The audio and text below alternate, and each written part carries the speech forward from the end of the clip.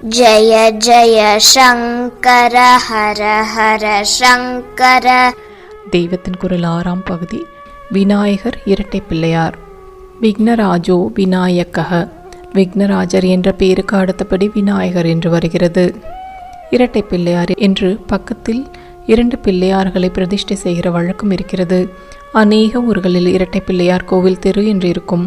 அங்கே ஒரே ஆலயத்தில் ஒரே சந்நிதியில் 2 பிள்ளையார்கள் பக்கத்தில் உட்கார்ந்து கொண்டிருப்பார்கள். தனி கோவிலாக இல்லாமல் ஈஸ்வரன் கோவிலிலேயே இரட்டை பிள்ளையார் இருப்பதுண்டு. வேற எந்த சுவாமிக்கும் இப்படி ஜோடி மூர்த்திகள் வைத்து ஆராதிப்பதாக காணும். பிள்ளையாருக்கு மட்டும் இருக்கிறது. இரட்டை பிள்ளையார் என்றே சொல்வதாகவும் இருக்கிறது. ஏன் இப்படி என்றால், இவர் ஒருத்தர்தான் தாமே ஒன்றுக்கொன்று எதிரானதாக தோன்றும் 2 காரியங்களை பண்ணுகிறார். எதிரானது என்று சொல்லவில்லை, எதிரானதாக தோன்றுகிற என்கிறேன். இதற்கு அப்புறம் வருகிறேன். ஆகக்கூடி இவர் செய்கிற 2 காரியங்களில் ஒன்று மற்றதற்கு நேர் எதிர் மாதிரி தெரிகிறது. அவற்றில் ஒவ்வொன்றுக்கும் ஒரு மூர்த்தியாகத்தான் இரட்டை பிள்ளையார் என்று வைத்திருப்பது. அந்த 2 மூர்த்திகளில்தான் ஒருத்தர் விக்னராஜர், மற்றவர் விநாயகர். அடுத்தடுத்து 2 பிள்ளையார் மூர்த்திகள் உட்கார்ந்திருக்கிறார் போலவே இந்த பெயர்களும் ஷோடச நாமாவளியில் அடுத்தடுத்து வருகின்றன. விக்னராஜோ விநாயகः. அதென்ன 2 காரியம் என்றால், ஒன்று விக்னங்களை உண்டு பண்ணுவது, மற்றொன்று விக்னங்களை போக்குவது. நேர்மாறாக தோன்றும் 2 காரியங்கள்.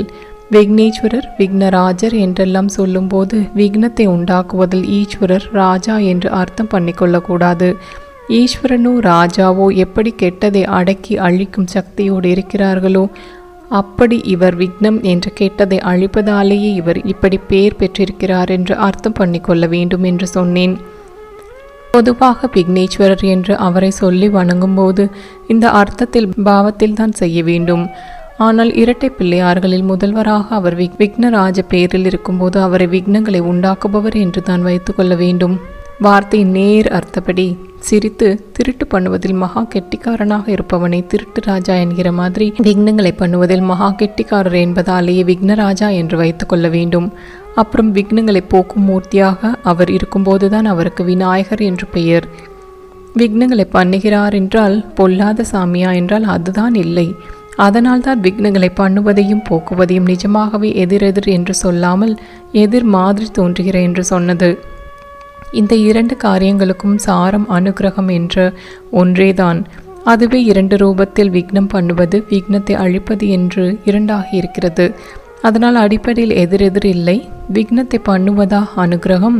அதெப்படி என்றால், எத்தனையோ தப்பு கர்மா பண்ணி நாமெல்லாம் நிறைய மூட்டை கட்டி கொண்டு வந்திருக்கிறோம். ஆனாலும் இப்போது ஏதோ கொஞ்சம் ஈஸ்வர அனுகிரகத்தினால் கொஞ்சம் பிள்ளையார் பக்தி உண்டாகி அவரை வேண்டிக் கொண்டு நாம் ஆரம்பிக்கிற காரியங்கள் நிர்விக்னமாக நடக்க வேண்டும் என்பதற்காக அவரை வேண்டிக் கொண்டு ஆரம்பிக்கிறோம். சரி, இப்படி வேண்டிக் கொண்டு விட்டோம் என்பதற்காக நம் பழம் பாக்கியை அவர் அப்படியே ஓவர்லுக் பண்ணி நமக்கு காரிய சித்தியை தந்தால் சரியா இருக்குமா? என்னதான் கருணையினால் விட்டு கொடுக்கலாமானாலும் ஒரேடியாக பூர்வ கர்ம பலனை கேன்சல் பண்ணினால் சரியா இருக்குமா? அப்புறம் பாப பீதி ஜனங்களுக்கு எப்படி இருக்கும்? தர்ம நியாயம் என்பதே ஒன்றுமில்லை என்று தானே ஆகிவிடும். நாம என்ன வேணா பண்ணலாம், பண்ணியிருக்கலாம். இப்போ கொஞ்சம் பிள்ளையார் பூஜை பண்ணிட்டா போரும், அத்தனை தப்பும் அடிபட்டு போயிடும் என்றெல்லாம் ஆகிவிடும். இப்படி ஆக விடாமல் இருப்பதற்காகத்தான் அவர் விக்ன ராஜாவாக இருந்து விக்னங்களை உண்டு பண்ணுவது என்றால் அவராகவே நம்மை கஷ்டப்படுத்துவதற்காக அநியாயமாக உண்டு பண்ணுவதில்லை. நாம் பூர்வத்தில் பண்ணியிருப்பதன் விளைவாக நமக்கு காரிய சித்தி ஏற்படுவதற்கில்லை என்று கர்ம நியாய கணக்குப்படியே இருக்கும். ஆகவே அவர் பண்ணுவதாக தோன்றும் விக்னத்திற்கு மூலம் பூர்வத்தில் நாம் பண்ணின தப்புதான். அது எப்படியும் நமக்கு அநேக காரியங்கள் வெற்றிகரமாக நிறைவேறாமல் இடைஞ்சல் பண்ணத்தான் பண்ணும். அது தானாக பண்ணினால் எத்தனையோ உத்பாதமாகவே இருக்கும். இடைஞ்சலால் காரியம் அடியோடு கெட்டு தோற்றே போய் நிற்போம். அல்லது அநேக சின்ன சின்ன விஷயங்களில் வெற்றி உண்டாகவிட்டு இடமளித்து அப்புறம் சேர்த்து வைத்த அத்தனையும் நொறுக்கி மண்டையில் ஒரே போடாக போட்டுவிடும் படுதோல்வியை. இப்படி நேராமல் வெள்ளம் அப்படியே நம்மை அடித்து கொண்டு போய்விடாமல் வருமுன் காப்பாக அணை போட்டு கொஞ்சம் கொஞ்சமாக ஜலத்தை விடுகிறார் போலவே விக்னராஜா நம்முடைய கர்ம சேஷத்தால் உண்டாக வேண்டிய இடைஞ்சலை நாம் தாங்கிக் கொள்கிற அளவில் சேனலைஸ் பண்ணிவிடுகிறார். சேனலைஸ் பண்ணுவது மட்டும் இல்லாமல் ஜலத்தையே ஓரளவுக்கு வற்றவும் பண்ணுகிறார். என்றைக்கோ பெரிசாக பழிவாங்க இருக்கிற பெரிய விக்னத்தை இப்போதே தன்னுடைய தும்பிச்சு கையால் பிடித்து இழுத்து கொண்டு வந்து அதை கருணையால் கொஞ்சம் சிறுக்க வைத்து பாக்கியையும் ஒரே வீச்சில் காட்டி விடாமல் சின்ன சின்னதாக பண்ணி நாம் தாங்கிக் கொள்ளும்படி பண்ணுகிறார். பழைய கர்மா எவ்வளவு சீக்கிரம் தீர்கிறதோ அவ்வளவுக்கு நல்லது தானே. அது தீர்ந்தால்தானே விமோச்சனத்திற்கு வழி திறக்கும். தள்ளி போக போக நாம் இன்னமும் புதுசாக எத்தனை மூட்டை சேர்த்து கொண்டு விடுவோமோ.